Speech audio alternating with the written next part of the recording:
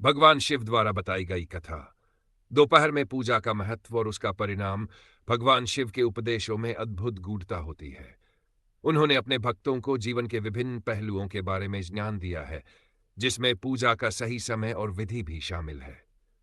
भगवान शिव ने पार्वती जी से एक महत्वपूर्ण कथा सुनाई, जिसमें उन्होंने बताया कि दोपहर के समय देवी देवताओं की पूजा करने से मनुष्य को किस प्रकार के फल प्राप्त होते हैं।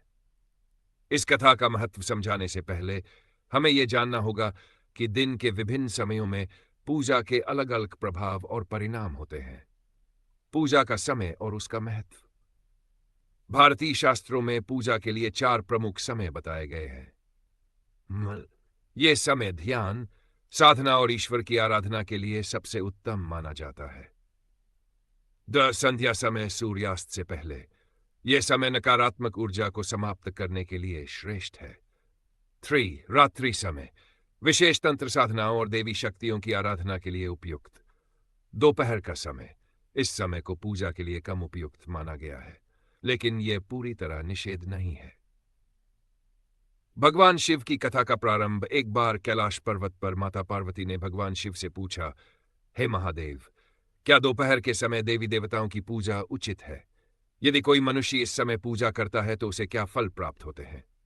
भगवान शिव ने उत्तर देते हुए कहा, हे पार्वती, समय का ध्यान रखना पूजा के प्रभाव में अत्यंत महत्वपूर्ण है। दिन के प्रत्येक समय का अपना एक विशेष प्रभाव होता है। दोपहर का समय मुख्यतः कर्म और भोग का समय माना जाता है। ऐसे में यदि कोई मनुष्य इस समय पूजा करता है तो उसके जीवन पर इसका मिश्रित प्रभाव पड़ सकता है।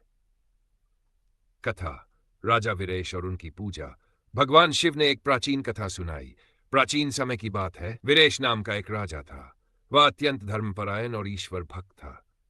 उसकी दिनचर्या में पूजा पाठ का विशेष महत्व था, लेकिन वह अपने राजकाज के कार्यों के कारण प्रातःकाल और संध्या के समय पूजा नहीं कर पाता था। इसलिए उसने दोपहर के समय पूजा करने का नियम लिया। दोपहर की पूजा और राजा वीरेश का भक्तिभाव। राजा वीरेश प्रतिदिन दोपहर को देवी लक्ष्मी और भगवान विष्णु की आराधना करता था। वह अत्यंत श्रद्धा और विश्वास के साथ मंत्रों का जाप करता और भोग लगाता। इस पूजा का परिणाम यह हुआ कि राजा को अपने जीवन में असीम संपत्ति और वैभव की प्राप्ति हुई। लेकिन कुछ समय बाद उसके जीवन में कुछ अप्रत्याशित घटनाएं होने लगीं। राजा वीरेश के जीवन में आए परिवर्तन। संपत्ति की वृद्धि। राजा की पूजा से उसकी संपत्ति दिन प्रतिदिन बढ़ती गई। देवी लक्ष्मी उस पर अत्यंत प्रसन्न थी। ध्रुव विरोधियों की ईर्ष्या। उसकी बढ़ती संपत्ति से अन्य राजाओं और मंत्रियों के मन में ईर्ष्या उत्पन्न होने लगी। 3 आध्यात्मिक शांति का अभाव। दोपहर की पूजा के कारण राजा के मन में शांति और स्थिरता का अभाव हो गया। उसकी भक्ति तो थी, लेकिन पूजा का समय सही न होने के कारण मानसिक स्थिरता नहीं मिल पाई। भगवान शिव का निष्कर्ष। भगवान शिव ने पार्वती जी से कहा, हे पार्वती, दोपहर का समय मुख्यतः कर्म और भोग का समय है। यदि इस समय कोई व्यक्ति पूजा करता है तो उसे मिश्रित फल प्राप्त होते हैं। देवी देवता उसकी श्रद्धा को देखकर प्रसन्न तो होते हैं, लेकिन समय का दोष होने के कारण उसे पूर्ण लाभ नहीं मिल पाता। दोपहर में पूजा करने के नियम और सावधानियां। भगवान शिव ने दोपहर में पूजा करने वाले भक्तों के लिए कुछ नियम बताए। श्रद्धा और भक्ति का भाव होना चाहिए। समय चाहे जो भी हो, यदि मन में सच्ची श्रद्धा है तो देवी देवता प्रसन्न होते हैं। 2 संक्षिप्त पूजा करें। दोपहर में लंबी पूजा करने से बचना चाहिए। केवल ध्यान, स्तुति और संकल्प करना ही पर्याप्त है। 3 दैनिक नियमों का पालन करें। यदि दोपहर में पूजा करनी हो तो इसे अपनी दिनचर्या का हिस्सा बनाएं। 4 शास्त्रों का अध्ययन करें। पूजा से पहले शास्त्रों का अध्ययन करें ताकि सही विधि और नियमों का पालन किया जा सके। दोपहर में पूजा के प्रभाव। भगवान शिव ने बताया कि दोपहर में पूजा के कुछ सकारात्मक और नकारात्मक प्रभाव हो सकते हैं।